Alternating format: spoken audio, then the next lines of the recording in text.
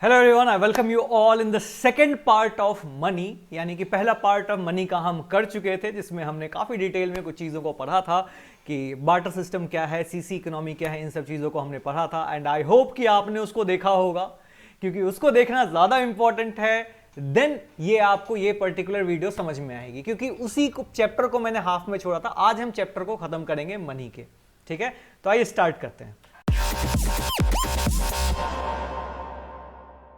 Now, meaning of money, function of money, barter system, CC economy, drawbacks of barter system, ये कर चुके थे हमने फॉर्म्स ऑफ मनी में fiat money and fiduciary money कर चुके थे। फेट मनी और फिड्यूसरी मनी क्या होता है? दोनों ही मीडियम ऑफ एक्सचेंज की तरह वर्क करता है, बट फेट मनी सरकार के द्वारा, गवर्नमेंट के द्वारा इशू किया जाता है और इसमें पीपल लीगली बाउंड होते हैं एक्सेप्ट करने के लिए। यहां पे ये बैंक्स के द्वारा इशू किया जाता है, जहां पे आप ट्रस्ट के बेसिस पे इसको मीडियम ऑफ एक्सचेंज की तरह एक्सेप्ट करते हो। ठीक है, क्या है डिटेल में हमने लास्ट वीडियो में बात किया था। आज जो हम बात करेंगे वो है full bodied money and credit money. इन दो टर्म्स को समझने से पहले कुछ और टर्म्स को समझते हैं। Commodity value and monetary value समझना। Commodity value CV and monetary value यानी कि एमवी मैंने शॉर्ट में लिखा है, ऊपर आपको शायद लिखा हुआ मिल जाएगा, जैसे मॉनेटरी वाली मनी वैल्यू। ठीक है, कॉमोडिटी वैल्यू। ना ये दो चीज होता क्या है, commodity value and monetary value. जैसे अगर मेरे पास लेट्स सपोज ये फोन है, ठीक है, ये फोन है, इस फोन का कॉमोडिटी वैल्यू, कॉमोडिटी वैल्यू मतलब इसमें जो सामान लगा है उसकी वैल्यू कितनी है, इसमें जो सामान लगा है उसकी वैल्यू कितनी है, तो लेट्स सपोज 10,000 रुपए है। बट जब ये फोन बन जाता है तो इसकी मॉनेटरी वैल्यू यानी कि असल में इसकी वैल्यू कितनी बन जाती है मार्केट में, जो इस पे बॉक्स के ऊपर रेट लिखा होता है, लेट्स सपोज 40,000 रुपए। ठीक है, ये होता है monetary value and commodity value. एक और एग्जांपल लेते हैं, जैसे आपके जेब में जो नोट रखा है, मान लेते हैं आपके जेब में अगर 500 का नोट रखा है, तो उस 500 के नोट का कॉमोडिटी वैल्यू यानी उसमें लागत कितनी लगी है, उसमें लागत कितनी लगी है, उस पैसे को बनाने में हार्डली टू हार्डली 1 से 1.5 रुपए लगते हैं, 1.30 पैसा। ओके, इतना उसकी कॉमोडिटी वैल्यू है। कागज की वैल्यू कितनी है? 1.5 रुपए। ये कॉमोडिटी वैल्यू यानी उसकी लागत कितनी है? 1.5 रुपए की। लेकिन उस 500 का मार्केट में जो मनी वैल्यू है वो कितना है? 500 रुपीज। तो ये क्या होता है? Monetary value. कॉमोडिटी वैल्यू जो उसमें लागत लगी है, जो उसमें कॉमोडिटी लगा हुआ है, उसको बोलते हैं कॉमोडिटी वैल्यू। मॉनेटरी वैल्यू वो होती है जो मार्केट में उसका रेट है, दैट इज मॉनेटरी वैल्यू। 500 रुपए के नोट का कॉमोडिटी वैल्यू यानी लागत सिर्फ 1.5 रुपए होता है, जबकि 500 रुपए का नोट का मार्केट में वैल्यू 500 रुपया है। समझ रहे हो कॉमोडिटी वैल्यू और मॉनेटरी वैल्यू। अब देखते हैं फुल बॉर्डेड मनी यानी भरा पूरा मनी क्या होता है, जहां पे monetary value is equal to commodity value होता है। यानी अगर कहीं पे मुझे 500 रुपए लिखे हुए मिल रहे हैं, तो यानी जो कागज है उसमें लागत भी 500 रुपए की लगी होगी। ऐसा को बोलते हैं फुल बॉर्डेड मनी। अब ऐसा कौन सा मनी होता है सर, समझते हैं। पहले समझते हैं, refer to the money in terms where the coins whose commodity value is equal to monetary value. जहां पे commodity value is equal to monetary value होता है। ठीक है, जैसे कि एग्जांपल में the rupees coin at the British period, जो गोल्डन मतलब किंग के एरा में या फिर ब्रिटिश एरा में जो कॉइन्स होते थे, जो गोल्ड अशरफियाज होती थी, उसमें जितना एक अशरफिया में जितना गोल्ड लगा होना चाहिए उतना ही गोल्ड लगा होता था और उसका मॉनेटरी वैल्यू भी उतना ही होता था। यानी commodity value is equal to monetary value. ठीक है, ऐसा इसलिए होता था ताकि अगर किंग बदल गया तो उस सोने को पिघला के दूसरा नया कॉइन बनाया जा सके और उसकी वैल्यू उतनी ही रहे, इसी के लिए ऐसा किया जाता था। ठीक है, तो फुल बॉर्डेड मनी क्या होता है? भरा पूरा शरीर, यानी जितना उस पर लिखा हुआ है उतना ही उसमें लागत लगा हुआ है। ठीक है, अब चाहे आप इस कंट्री में रहो किसी और कंट्री में रहो, गोल्ड की उतनी ही वैल्यू रहेगी। अगर 100 ग्राम गोल्ड था तो बाहर जाके भी 100 ग्राम गोल्ड ही रहेगा। ठीक है, तो commodity value is equal to monetary value. ठीक है, ये क्या होता है? Full bodied money. Credit money क्या होता है? ये जहां पे ये वाला एग्जाम, जहां पे money monetary value is more than commodity value, money value is more than commodity value. जैसे कि आजकल का कॉइन्स, आजकल के नोट्स, आजकल के नोट क्या है? जहां पे 500 रुपए उसका वैल्यू है मनी में, मार्केट में, लेकिन उसमें लागत कितना है, सिर्फ 1.5 रुपए की। तो when monetary value is more than commodity value it is known as credit money. ठीक है, फुल बॉडेड मनी फिर से एक बार देख लेते हैं, आ जाइए, चलो सारा ही क्लीन कर देता हूं। फुल बॉडेड मनी जहां पे monetary value is equal to commodity value. Monetary value जो उसमें जो उसका मार्केट वैल्यू है, मार्केट वैल्यू है। कॉमोडिटी कॉमोडिटी वैल्यू ये इसका क्या है, जो उसमें लगा है ऑन कॉस्ट, बेसिकली कॉस्ट, जो उसमें कॉस्ट लगी हुई है। ठीक है, ये दोनों इक्वल होगा तो ये क्या हो जाएगा, फुल बॉडेड मनी। जब monetary value is more than commodity value, monetary value commodity value से ज्यादा होता है तो उसको हम क्रेडिट मनी बोलते हैं। जैसे 500 रुपए का नोट का मार्केट वैल्यू 500 है, बट उसको लगाने बनाने में सिर्फ और सिर्फ 1.5 रुपए लगते हैं, 1 रुपया 30 पैसा, 30 पैसा या 50 पैसा ऐसा कुछ लगता है, आई एम नॉट श्योर, बस देखा था बट भूल गया। ठीक है, तो ये क्या है, दिस इज क्रेडिट मनी। ठीक है, तो अभी आई होप सो आपको ये सारा क्लियर होगा, फेट मनी क्या होता है, फिड्यूसरी क्या होता है, फुल बॉडेड क्या होता है, क्रेडिट मनी होता है। चारों forms of money, basically 2 forms of money है, सारा समझ में आ गया होगा। आगे बढ़ते हैं, इसके बाद है सप्लाई ऑफ मनी। ये बहुत इंपॉर्टेंट है, ये 1 मार्कर में बहुत अच्छे से बन सकता है। देखो, याद है आपको जब मैंने पहला चैप्टर पढ़ा रहा था तो उसमें मैंने फ्लो और स्टॉक कंसेप्ट पढ़ाया था, फ्लो और स्टॉक कंसेप्ट। फ्लो यानी बहता हुआ पानी, स्टॉक यानी ठहरा हुआ पानी। फ्लो को मापने के लिए हमेशा आपको पीरियड ऑफ टाइम चाहिए होता है। ठीक है, पीरियड ऑफ टाइम याद है, बताया था, पर आवर, पर मिनट, ऐसे। अगर आपको नहीं याद है तो पहला चैप्टर जरूर देखें। फ्लो और स्टॉक से जरूर 1 से 2 क्वेश्चन बनेंगे, चाहे 1 मार्कर बने बट जरूर बनेंगे, और बोर्ड में 1 मार्क्स बहुत इंपॉर्टेंट रखता है। स्टॉक क्या होता है, जिसको मापने के लिए पॉइंट ऑफ टाइम चाहिए। ठीक है, अब मैं इसके डिटेल में नहीं जाने वाला हूं।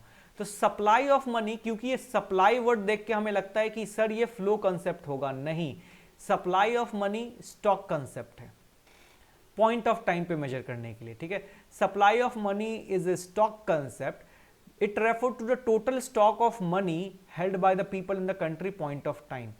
सप्लाई ऑफ मनी का सॉरी, सप्लाई ऑफ मनी का एक्चुअल कंसेप्ट क्या है कि एक टाइम पे देश में कितना पैसा है, इसको बोलते हैं सप्लाई ऑफ मनी। पूरे देश में एक पॉइंट ऑफ टाइम पे कितना पैसा है, इस बात को हम बोलते हैं सप्लाई ऑफ मनी। तो एक पॉइंट ऑफ टाइम पे निकाला जा रहा है तो क्या हो जाएगा, ये स्टॉक कंसेप्ट, यानी सप्लाई ऑफ मनी क्या है, स्टॉक कंसेप्ट है। ठीक है ना, अब मनी सप्लाई को मेजर कैसे करते हैं। मनी को मेजर करना था कि देश में कितना पैसा है, जैसे मैंने बोला ना, एक पॉइंट ऑफ टाइम पे देश में कितना पैसा है, इस बात को हम सप्लाई ऑफ मनी कहते हैं। अब मेजर कैसे करें कि देश में कितना पैसा है, तो इसके लिए एक टूल निकल के आया, M1। M1 is equal to C plus DD plus OD। C मतलब होता है करेंसी होल्ड बाय पीपल। ठीक है, जो पब्लिक करेंसी होल्ड कर रखा है, जैसे घर में आपने पैसे रख रखे हैं, समझना हम निकाल क्या रहे हैं, हम निकाल रहे हैं कि एक देश में एक पॉइंट ऑफ टाइम पे कितना पैसा है, ये बात कैसे निकालें। तो इसको निकालने के लिए हमने देखा देश में कितना पैसा है, ये जानने के लिए पहले मुझे करना पड़ेगा वो पैसा अलग करो जो लोगों ने अपने घर में रख रखा है, यानी करेंसी होल्ड बाय पब्लिक। ठीक है, करेंसी होल्ड बाय पब्लिक। फिर DD, डिमांड डिपॉजिट। अब आदमी या तो घर में पैसा रखेगा या बैंक में पैसा रखेगा, तो दोनों को ऐड कर लो। मुझे निकालना क्या है कि देश में कितना पैसा पड़ा हुआ है अभी, तो मैंने बोला घर में जितना पैसा है वो जोड़ लो, बैंक वाले पैसों को जोड़ लो जो इंसान ने बैंक में रखा होगा, प्लस OD। OD क्या होता है, अदर डिपॉजिट।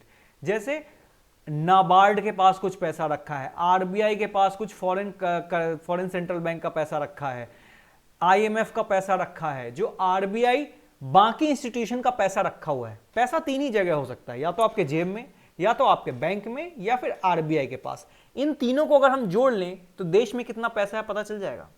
तो वही तो कर रहे हैं हम, C plus DD plus OD। C currency hold by public, DD bank, ये करेंसी यानी कैश है, जो कैश लोगों ने रख रखा है, ये बैंक में जो पैसा रख रखा है। OD जो कि RBI के पास पैसा रखा है, RBI नाबार्ड का भी पैसा रखता है, RBI गवर्नमेंट का पैसा भी रखता है, आरबीआई आईएमएफ का पैसा भी रखता है, ठीक है, आईएमएफ का जो डिमांड डिपॉजिट आईएमएफ या वर्ल्ड बैंक का रख रखा है। तो ये तीनों चीज को अगर हम ऐड कर दे C plus DD plus OD, तो हम देश में कितना पैसा है ये निकाल सकते हैं। क्लियर है? क्या पढ़ा हमने सर इस पूरे शीट पे? एक बार ध्यान से फिर से देखते हैं। सप्लाई ऑफ मनी एक स्टॉक कंसेप्ट है। क्यों? क्योंकि इसको पॉइंट ऑफ टाइम पे मेजर किया जाता है, ठीक है। सप्लाई ऑफ मनी यानी एक टाइम पे देश में कितना पैसा है, इस बात को हम सप्लाई ऑफ मनी कहते हैं। इसको मेजर करने के लिए C plus DD plus OD, C means currency hold by public, DD means demand deposit यानी बैंक में जो लोगों ने अपने हाउस होल्ड में पैसा रख रखा है वो, ओडी जो आरबीआई के पास रखा हुआ है पैसा, नबार्ड का, गवर्नमेंट का, आईएमएफ का, ये सभी पैसा, ठीक है, आईएमएफ। तो इन सब को ऐड कर देंगे तो क्या निकल जाएगा? M1 एक मेजरिंग टूल है जो देश में पॉइंट ऑफ टाइम पे पैसा कितना है ये बता सकता है। होपफुली आपको ये क्लियर हुआ होगा। नहीं कि अगर कुछ भी डाउट रह गया तो आपके पास एक ब्रह्मास्त्र है, उसको चलाइए, यानी कि रिवाइंड बटन को दबाइए और आप मुझे 100 बार सुन सकते हैं, ठीक है। चलो आगे बढ़ते हैं। अगला है, आखिर देश में मनी का सप्लाई करता कौन है? कौन है जो सप्लायर है मनी का? याद कीजिए जब डीमोनेटाइजेशन हुआ था तो हम किसके पास गए थे? तो मनी का सिर्फ 3 सप्लायर है इकोनॉमी में। एक आरबीआई जो उसको प्रिंट भी करता है, जो प्रिंट करता है उसको तो सप्लाई करना ही पड़ेगा। दूसरा कॉमर्शियल बैंक। कॉमर्शियल बैंक, हाँ बेटा, जब डीमोनेटाइजेशन हुआ था तो आरबीआई तो नहीं गए थे ना, कहां गए थे? कॉमर्शियल बैंक ही गए थे, एसबीआई, पीएनबी, तो कॉमर्शियल बैंक। तीसरा गवर्नमेंट, सरकार कैसे पैसा देता है? बेटा पोस्ट ऑफिस के थ्रू सरकार ने भी पैसे बांटे थे, करेंसी चेंज किया था। तो कौन से 3 सप्लायर है? मनी के 3 सप्लायर हैं, ठीक है, और कोई नहीं है। अगर आप सप्लायर हो फर्जी देख के, मतलब फर्जी एक सीरीज है उसको देख करके, तो आप इलीगल एक्टिविटी कर रहे हो। तो मनी के सप्लायर कौन कौन है? आरबीआई, कॉमर्शियल बैंक और गवर्नमेंट, ये 3 सप्लायर हैं मनी के। उसके बाद एक और सिस्टम समझना है, मिनिमम रिजर्व सिस्टम। ये इंपॉर्टेंट है, ट्रस्ट मी, ये 1 मार्कर में या फिर आपके वाइवा में पूछा जा सकता है। What is minimum reserve system? C, RBI को जब आरबीआई एक्ट 1934 के तहत पावर मिला और आज़ादी के बाद उसको करेंसी प्रिंट करने की पावर मिल गई, ठीक है, इसमें अमेंडमेंट होके उसको करेंसी प्रिंट होने की पावर मिल गई। तो आरबीआई को करेंसी प्रिंट करने से पहले एक मिनिमम रिजर्व बोला गया मेंटेन करने के लिए। अब ये मिनिमम रिजर्व क्या है? आरबीआई को बोला गया अगर आप करेंसी छापते हो तो उससे पहले, क्योंकि हमारे करेंसी की वैल्यू सिर्फ हमारी कंट्री में है, ठीक है, तो उसने बोला आपको मिनिमम रिजर्व रखना पड़ेगा आरबीआई को अपने पास। क्या था? बोला कि आपको 200 करोड़ रखना पड़ेगा, आपको 200 CR, आरबीआई को अगर करेंसी छापनी है तो 200 करोड़ अपने पास रखने पड़ेंगे, जिसमें से minimum 115 crore in the form of gold होना चाहिए। या तो आप 200 करोड़ का भी गोल्ड रख सकते हो, समझना, मैं बोल रहा हूं minimum 115 crore in the form of gold होना चाहिए। रिमेनिंग 85 करोड़ आप फॉरेन सिक्योरिटीज के फॉर्म में रख सकते हो, यानी फॉरेन करेंसीज के फॉर्म में रख सकते हो। क्या है? जब आरबीआई को नोट छापने की पावर दी गई तो पावर के साथ एक मिनिमम रिजर्व सिस्टम बना के दिया गया। उसमें कहा गया आरबीआई को कि आरबीआई तुझे 200 करोड़ रखने पड़ेंगे। अब ये 200 करोड़ या तो तू पूरा गोल्ड रख ले, या मिनिमम उसमें 115 करोड़ गोल्ड होना ही चाहिए। मिनिमम है, 115 से ज्यादा भी गोल्ड हो सकता है, कोई भी दिक्कत नहीं है, बट 115 से कम गोल्ड नहीं हो सकता। 115 से ज्यादा गोल्ड रखना होगा और 85 करोड़ बाकी जो बच जाता है, 85 या जो भी बच जाता है, वो आपको रखना पड़ेगा इन the form of foreign securities. ऐसा क्यों किया जाता है? इसके पीछे भी एक रीजन है, ताकि अगर देश में कोई क्राइसिस आ गया, कोई कंट्री से अगर हमें कुछ सामान खरीदना है, लेट्स सपोज फूड खरीदना है, तो हम हो सकता है रुपीज में पेमेंट करेंगे, तो हमारा दूसरा कंट्री, जैसे अमेरिका में जाके हमने रुपीज में पेमेंट करके राइस खरीदने की कोशिश किया तो वो नहीं देगा हमें। बट अगर हम गोल्ड देंगे तो गोल्ड किसी भी कंट्री में इंटरनेशनल मार्केट में एक्सचेंज हो सकता है। तो अगर कंट्री में किसी भी टाइम पे बहुत बड़ी प्रॉब्लम आ गई तो गोल्ड एक्सचेंज करके कंट्री को सर्वाइव किया जा सकता है, ठीक है। तो इसी को बोलते हैं मिनिमम रिजर्व सिस्टम। क्या है minimum reserve system? Is a system in which RBI have to keep 200 crore in which 150 crore 15 crore in the form of gold and 85 crore in the form of foreign security. Minimum 115, ध्यान रखना, ठीक है। तो ये था हमारा पूरा मनी चैप्टर। आई होप ये पूरा क्लियर हो गया होगा। मनी को हमने शुरू किया था, मनी में हमने काफ़ी चीज़ें पढ़ा, मनी क्या होता है, फॉर्म्स ऑफ मनी क्या है, बार्टर सिस्टम क्या है, सीसी इकोनॉमी क्या है, बार्टर सिस्टम के ड्रॉबैक क्या है, फेट मनी क्या है, फिड्यूसरी मनी क्या है, फुल बॉर्डेड मनी क्या है और क्रेडिट मनी क्या है। फिर हमने देखा M1 टूल क्या है, मनी सप्लाई एक स्टॉक कंसेप्ट है। उसके बाद हमने देखा कि इसको मिनिमम रिजर्व सिस्टम क्या है। इन सभी चीज़ों को मनी चैप्टर में पढ़ा। मनी चैप्टर हमने कर दिया है पूरा ख़त्म। आई होप आपको समझ में आया होगा। कोई भी डाउट रह गया तो आप फिर से इसको देख सकते हो या फिर आप मुझसे पूछ भी सकते हो, ठीक है, आप कमेंट डाल सकते हो, ठीक है। चलिए आज यहाँ पे एंड करते हैं, नेक्स्ट स्टार्ट करेंगे हम बैंकिंग। तब तक आपके कोई भी प्रीवियस बचे हुए हैं तो उसको ज़रूर देख के ख़त्म कर लें, ठीक है। बाय बाय, टेक केयर, पढ़ते रहिए।